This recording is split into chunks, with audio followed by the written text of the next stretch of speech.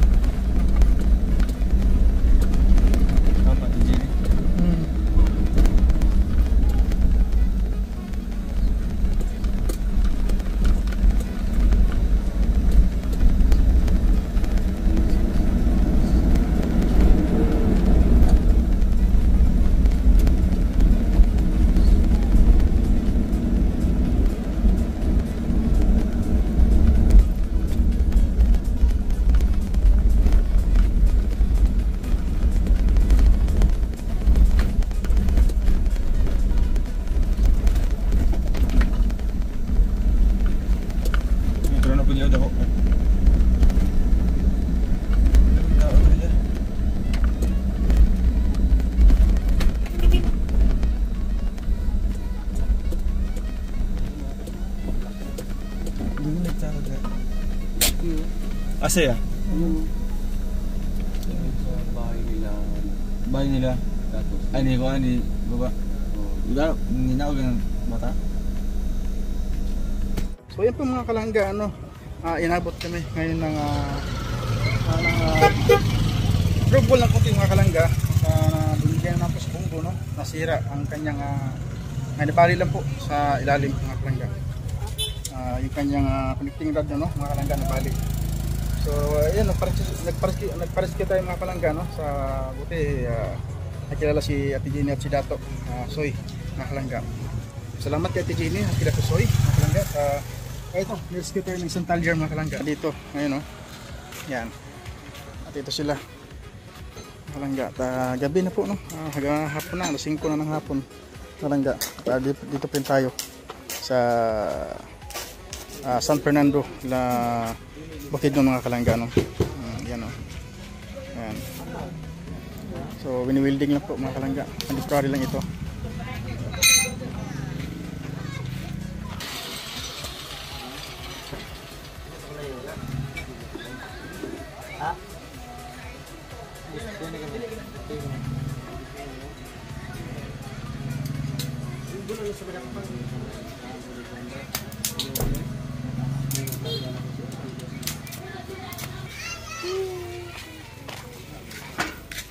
Tutungo sana tayo doon sa mga kalangga, no? Sa kapatid ni sa beneficiary ni Dudong, si ano po, si so yun po mga kalangga, no? Yan, hindi pa kami nakarating doon sa pagrescue sa kapatid ni Ubog. Ay isara na po kami mga kalangga. Mabuti nga lang po ay merong nag-rescue, no? Isang kalyat. Kakilala din po ni Dato Soy at ni Ate Jenny mga kalangga, no? So dito pa rin kami hanggang ngayon mga kalangga at panang hapon. So siguro may lamang siguro mga kalangga ay matatapos na siguro na kasi nag-welding naman na. So yan, buti na nga lang mga kalangga, yun lang nangyari sa atin, no? Medyo mabagal yung takbo natin. Yan. Glory to God pa rin mga kalangga kasi di tayo pinabayaan.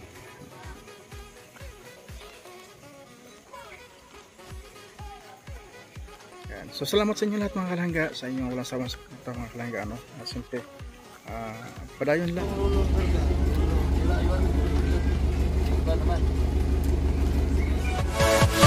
yeah!